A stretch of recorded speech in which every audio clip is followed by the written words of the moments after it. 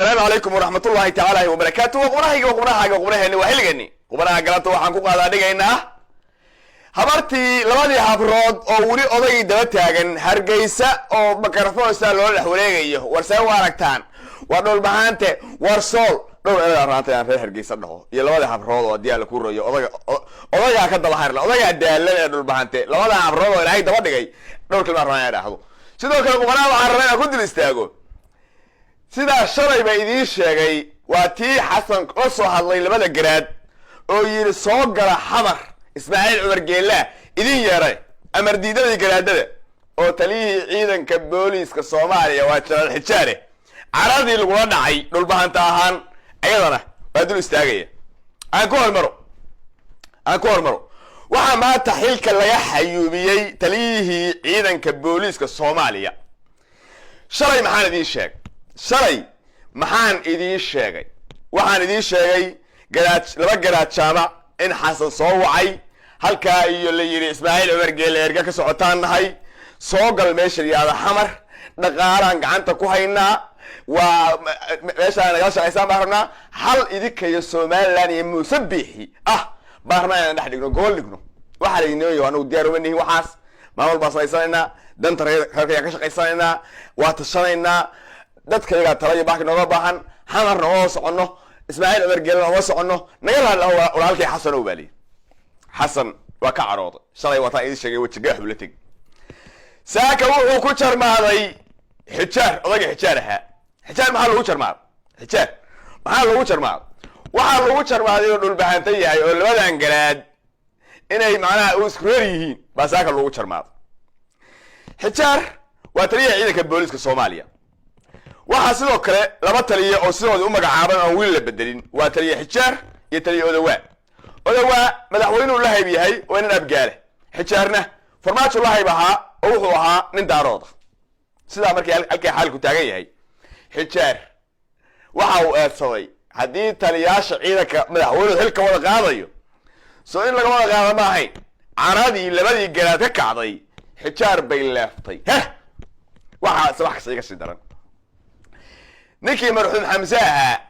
baa la yiri aan kugu tirtirano golaha wasiirada mari taliyaha la magacaabayo iyo taliyaha qaayada ka bacdi madaxweynaha la soo dhiibo taliyaha sidoo taliyaha diyaal ku rooyahay ciidanku waa madaxweynaha taliyaha ciidanka qalabka sida madaxweynaha asaga taliye kasta dikreeto ku magacaaba dikreetada xilka kaga qaado golaha wasiirada iyo marxuumkii waxa loo doontay waa in la marmariyo nin la yaasuub baa loo magacaabay xilkaas ilaahay ku asturaan leeyahay waa lagu hambalyeynaya suub laakiin waxaan aad uga xumaaday sida ninkii Xamza miskiinka ahaa lagu dofanturiyoonayo leeyahay adiyaal ku rooyahay dhul baahanta aan dilayno baan adiga ku simarnay adaan mindida ku marmarinaynayo ka dhigaynaa nin adiyaal ku rooyahay asagu dilay Xamza toojarna waa ku sheeg war eetolka ha qaadan wax tari meyside eetolka ha qaadan marxuumnimada waxa ku dheer wixii la dilay in lagu soo marsiyo iska daa waxa tirahdaan war hatta eedoobay anigu aan ku eedoobay warqada ii dhiiba aniga dheh alaayat hal taliyaha la magacaabay waa hambalyeynaya taliyaha xilka laga qaaday Xijaarna laba kalma leh Xijaarow ina xilkan si haysid khalad bay ku wahay xilkan ina si haysid khalad bay ku wahay reerka ka dhalatay ee deegaanka ka dhalatay maanta halgan buu ku jiraa darajada ku xiran hadaad aqoonta leedahay maanta waa loo baahan reerka ka dhalata u baahan Soomaaliyeed go'aan qofka wax tara goorma qofka Soomaali marka wax tari karo waa marka naagta iyo carruurteeda wax taro markaas Soomaali wax tari karaan Xijaar horay baa la rabay inaad soo baxdid damiir way kugu ogi laakiin hadda soo dhaqaaq adeerow gacaliyow dalkaagi baa ku baahan geyigaagi dhulkaagi baa ku baahan walaashaay gabadha adeerka ahayd baa ku baahan wiilka adeerka u ahayd baa ku baahan waa hadii darajadaani aqoon leedahay ibow oo maanta dhulkaagan maanta wax ku tar aqoontan iyo darajadan kugu taxan intaas ku leeyahay maanta in xilka laga qaadayna wallahi oo billahi oo tallahi waa kugu farx kaliya maaha qof kasto dhul baahantaa meel kasta joogo oo xilka laga qaadayo waa ku farxaya sababtoo waa mashquulsan yahay waxaan rabaa inuu laas aana yimaado tiisa ku mashquulo midgaantu baa intay guda kala aflayso baa keeda ula intaad al-shabaab iyo xamar ka shaqaynaysid iyo kala celintooda iyo hawiye iyo al-shabaab kala celinaysid waxaa ku dhaanta SNM inaad xaafadaadii ku xoraysid oo timaadid maanta waa aragtaa gobonnimada hashta dhulbahanta samaynayo laandheernimada inay isoo raaceen in 14 garaad oo aan weligood isku meel u tukan inay maanta salaad isku xirteen oo garaajaa garaad cali nawaytu salaatul fadl la yiri oo garaajaa garaad cali lagu xirtay soo bax aduguna darasada waxbayna taraysaa cilmiga aqoon bayna taraysaa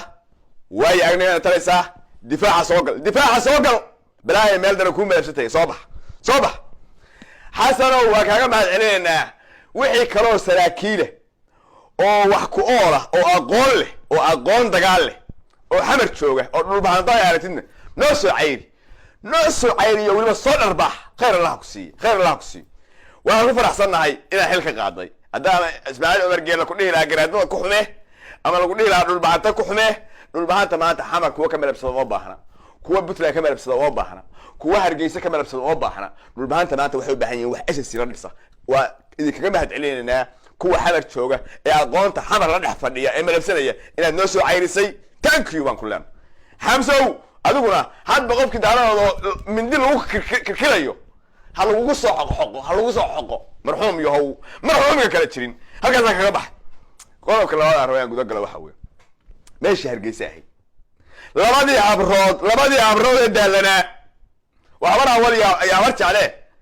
makarafoonka loola dhex qaada hargeysa bal ilaahay baan kugu dhaarshay waxa kan ila dhageysta ilaahay baan kugu dhaarshay bal waxa ila dhageysta gobolka Laascaanood Soomaaliland buu ka tirsan yahay oo Ingiriiska barigii waddanka xukumayay ayuu damaam gareeyo Soomaaliland buu ka tirsan yahay marka dadkan cadawga isbahayska daaroodku soo riixayo in dhagaha ka wasaqeeyaan maaha dadka reer Laascaanood iyo Soomaaliland wada Soomaaliland waxay ku dhisan tahay waa isaaq samaro Laascaanood waxaan leeyahay horta baydu nin lihi gubay isna baralaantii ma ma tiraada Soomaalidu waxay tiraada baydu nin lihi gubay isna baralaantii garaadka shalay hadlayay lahaa Soomaali kala go'ay mayso wuxuu ilowsan yahay inaan Soomaali weligeed isku imanay wad riyoonaysaa Soomaali dib isku iman mayso Soomaali waxa ku leeyahay dib isku iman mayso gurigaaga ha gubin aniga waa iga talo Laascaanood oo Soomaaliland ninka garaadka yarka ku hadlay arintu way ka xumaatay waxa wax suuragal ma aha xad baa yaala Ingiriisi xad buu lahaa Talyaani xad buu lahaa marka gobonnimadu qaadanay iyaguna gobonnimo qaateen labada xad baa sidaa kala aabihi adeerini ba xad ka dhigan waxa wax suuragal ma aha arintaas way ka xumaatay Laascaanood waa Soomaaliland Ingiriis kalmad aan ka dilaf kala furo labada habrood qalbada Ingiriis baa degay halka laata Ingiriis iyo ninkii la oran jiray muxuu ahaa Koofil ba halka fadhiya ninkii saa loo xambaarsanaan jiray sawirka kaga muuqaarta waa berbera inta markuu xeerta ka soo dago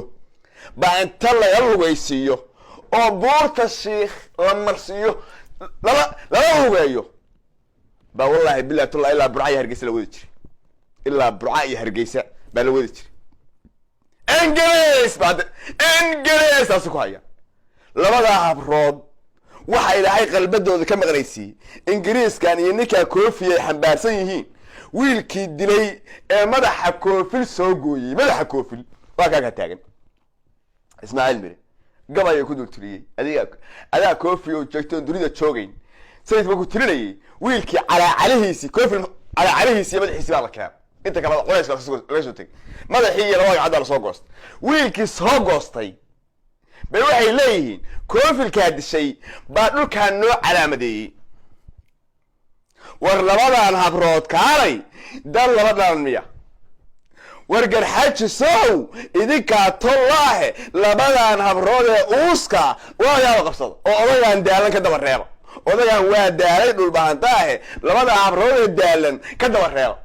reebo odagaan gabdhuhu raadsaday ka daba reebo labadan habrood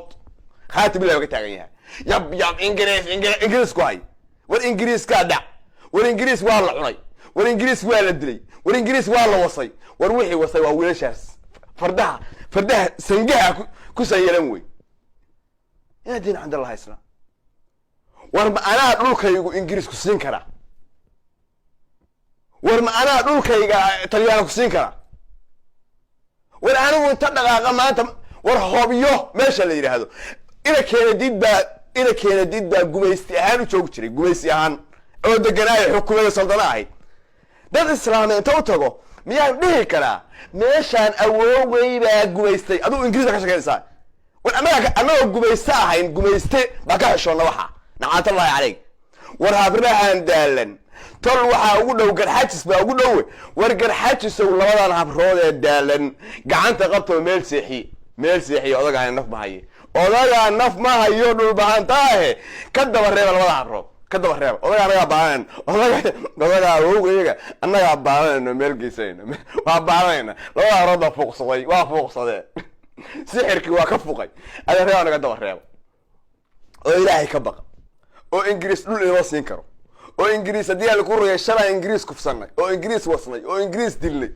oo aan ku dul gabiyaynay oo aan ku dul geeraaraynay oo aan meydkooda madaxyada ka jarayn ingare war ingiriiska sheegayso kaan anagu xabadda ku kaxaynama kam shufnaa maraakiib iyo macaali lahuri kam shufnaa maraakiib macaali aduu xaggee joogtaa ingiriiska anaga waxba yu siiyey yaa meesha kaxeeyey wadaadkii lahaa maad muulaha u bixiyey wadaadkii waalaha u baxshay ee uu diyaaradaha ku weerarayay yay ahaayeen wax ciidan ku haywatay fardaha ku sanyay ayay ahaayeen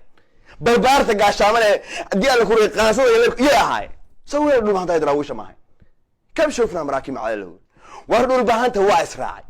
war labadan habrood sixirkooda waa ka fuqay war habraha waa daalan yihiin oo wuu arkay inay daalan yihiin war soomaalina si qubaya bahalkii ma uu rabo war adeerayaa dhulkiisa u tashaday dhulbahanta war ka hara garxajisow idinkaan gartaa idiin dhiibay qof kastoo garxajis meesha jooga halgeysay farinteed garxajisow gartaa idinkaa idiin dhiibay habraha walaalayaal oo daalan tol idinkaa u xige gacanta qabto meel seexiye habrahaasi maanta waxay u baahan yihiin haddii aan ku rooyahay wax meel seexiye u baahan yihiin oo dabiibay u baahan yihiin oo daryeele habrahaas daryeela oo meel seexiye odagaa dhulmaantaa waa daayay annagaa meel geysanayna annagaa haddii aan ku rooyahay waa baananayna odagaa sixirka kasoo fuqiy ka hara ingiriis dhul aan leeyahay kuma siin karo waryaa dabacayo ingiriis dhul aan leeyahay kuma siin karo talyaalina dhul aan leedahay ima siin karo waa haddaa gar taqaanid wey qof kasta ilahay meel buu ka abuuray nin kastoo meesha ilaahay kugu abuuray gasho mid kale idin sheegaya soomaalida u sheegay nimankaasi waxa ay la seexan laayihiin oo la qabqab leeyihiin oo qaaqda ku hayaan oo gabdhihii bay soo dirayaan suqaar baan wadnaa suqaar jarjaran baan wadnaa ugu hayaan 30 sano wixii la raadinayay ee dadkaasi waqooyi dagal loogu sheekeynayay ictiraafka hoos oo lagu lahaa horta hal bacaad lagu lisay noqot maanta sidaa laga soo bilaabo sababtoo ah ma burcaya hargeysa lagu raadinayaa ictiraaf burcaya hargeysa ma laba degmaa lagu raadinayaa laba degmaa soo haray haddii sool iyo sanaag reerkii halkaa istaagay laba degmaa soo haray burcaya hargeysa boorama meesha la yiraahdo muxuu ahaa booramana reerkii lahaaba had tusanay reerkii samaroon ahaa dee waa tusanayaan ayaguna maanta soomaalinimo iyo calankay rabaan way afduuban yihiin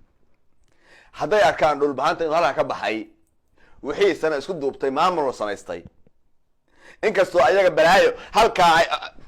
ayaga xag ka xigta kii ismaaciil cumar geelle ma waxma qabtee gabadhii khadra cumar xaydda xag ka xigta oo soo hubaynaysa halkaana muusa ka fadhiya ayagu waa odafaysan yihiin ilaahay baa u maqan inkastoo halkaa dowlad deegaanka ay ku baxsan karaan inkastoo ay ku baxsan karaan midaan idiin sheegayaaye adeerayaalow nin awowgii ka ahaa iyo nin awowgii ka ahaa isma saarnaan karaan xataa soomaalinimada kuma dhaxayn karno noo yahow runtaa lasu sheego aad baa idiin salaamayaa wasalaamu calaykum waraxmatullahi tacala